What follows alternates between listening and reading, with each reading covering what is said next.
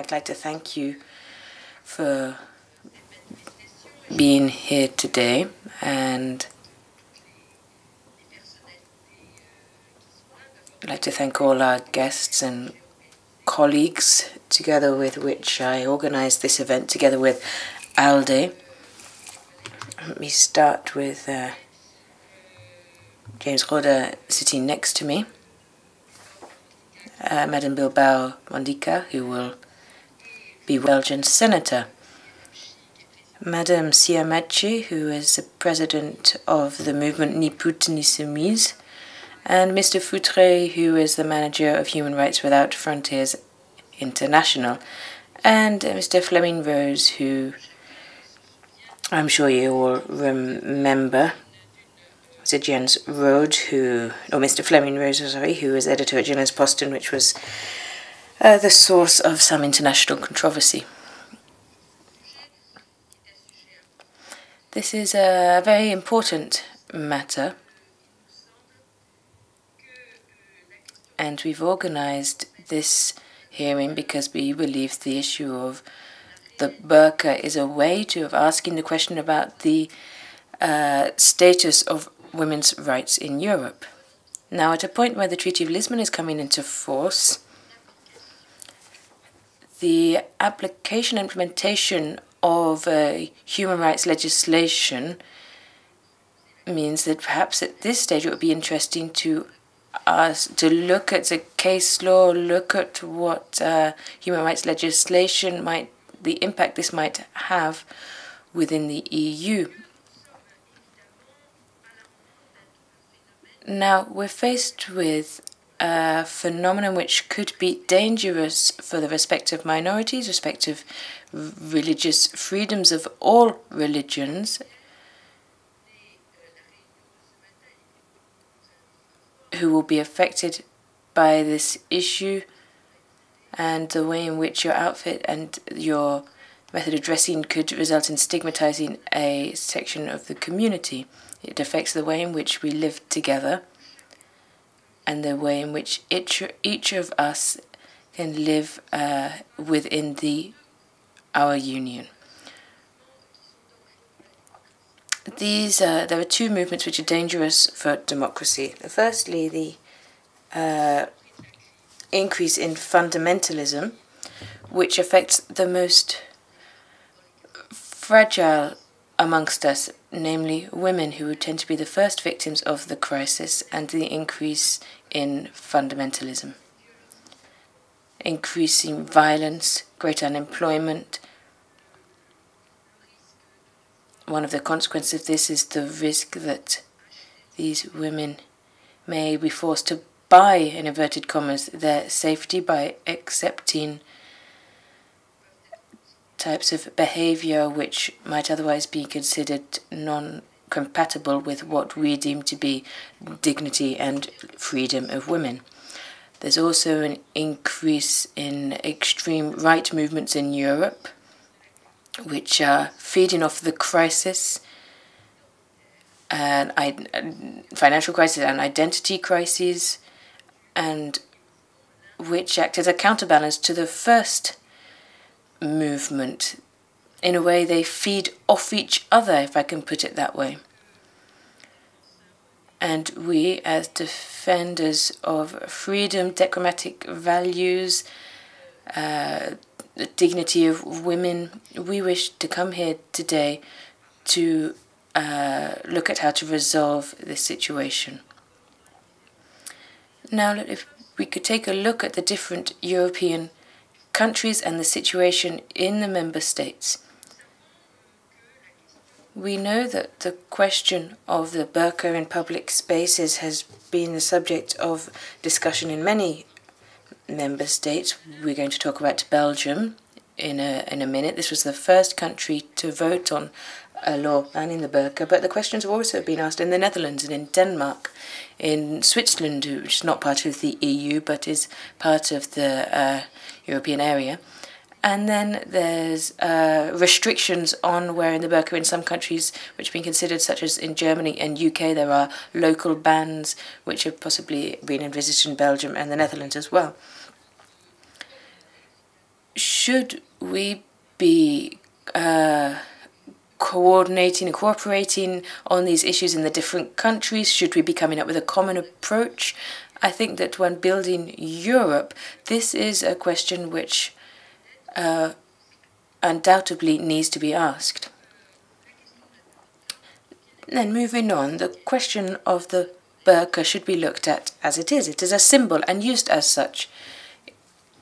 And it is this symbol which poses a problem. It's not a religious symbol. It is a political symbol imposed on the public space. It represents the subjugation of women, even if some women claim it is not. And for this reason, we should be asking the question whether this can be justified, whether women can claim it's not a form of subjugation. Should we accept this claim? Some communities say that this type of behavior is acceptable, and I think we have to ask whether it is indeed acceptable within Europe. It's also a symbol of aggressive fundamentalism, and it is worthwhile asking whether or not Western democracy can or wants to accept this. Can we and should we? There are two facets to that question. We've talked a great deal about stigmas, and I think as a woman, it is the woman underneath the burqa who is stigmatized, quite apart from a community where 90% of the population isn't wearing the burqa. Now we're looking at 99.9% of the population which doesn't wear a burqa, and it's often the women who are subjected to wearing this type of clothing, even though in the media we often see that women claim to have chosen to wear it. So are our values compatible with this symbol? This is the question we're going to be talking about this morning. As coolly as possible, we want to avoid any aggression, and we're going to look at the case law from the European Court of Human Rights in this area. I'm sure you're familiar with the issues here. National law on imposing a secular state within their countries. There's an enormous amount of case law in this area, especially in France, Turkey, and Switzerland. There's, as I say, a number of cases which have gone through the courts there, which have recognized the right to ban the full-face veils, either the niqab or the burqa. We're just talking about, or even any type of veil which is banned, for example, in Turkey in the universities. Now, why has the European Court of Human Rights taken the decisions they've taken? There's a degree of liberty to live as we wish, and it affects women's rights, and the fact that religion in those countries which have decided to set up a state along these lines, religion should be expression of personal belief and should have nothing to do with the state itself. And in order to apply democracy, everyone should be able to apply the rules they wish, but these rules can only apply within your private life. So, as I say, there's a large body of case law. The European Court had a ruling in the Sain case. They pronounced on the legality of banning the veil. They believed that it was a legitimate action in a democratic society,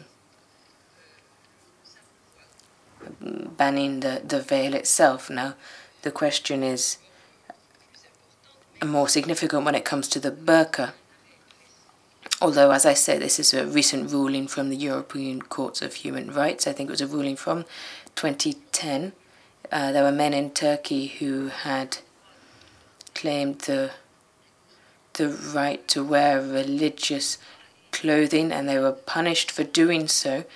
And in the European Court of Human Rights considered this case. It will be going on to the plenary of the court. They believed that the punishment did not fit the crime. Now, if you look at the burqa, it's a question of hiding a woman from the eyes of others, and as such represents a symbol of a visible inequality, voluntary inequality for women in public spaces. We know that violence against women, the inequality of women within the EU, either at work, in terms of salaries, a number of other areas, this is still, unfortunately, in many cases, a reality. For this reason, it's an extremely important question for all of us, and I'll conclude on this point, that women's role and the symbols imposed on women are extremely important concepts in the working of our democracies today. As the European Court of Human Rights recognized, a society can be judged largely by the place and the rights which they give to women in public spaces. And for this reason, that the fact that many women who are hiding themselves between a black curtain which imposes isolation and which represents complete withdrawal of a woman from public life and from access to others, if I can put it that way. This is something which seriously damages and threatens our values. So the question is, do we wish this to be the case, and do we believe that the dignity of women and a complete equality justifies that they should have their freedom challenged in such a way that they are forced to wear the burqa and to hide behind a burqa or a niqab? Those are some of the points I wish to raise at the beginning of our hearing. We will be looking at these hopefully in a very clear and open manner, and with a real desire not to stigmatize anybody. We don't want to attack any community, but rather show our complete respect for women from whatever community they come from, because we are part of a larger community, a community of women across the world, and this is a world which is still unfortunately ruled by men. So those are a few words of introduction. I'm going to give the floor now to my neighbour on the right, Madame Siem Abshi, who is the president of the association Ni Put Ni Soumise. This is an association in France where it plays a very important role within the country and without the country for women, and perhaps she can explain a little bit about the origins which of the organisation, which has its roots in the Maghreb but has spread a good deal further, and which looks at the positive secularism and a constructive secularism or in public spaces, by saying that the role of women in Western countries and women of different origins, we all should benefit from equal rights.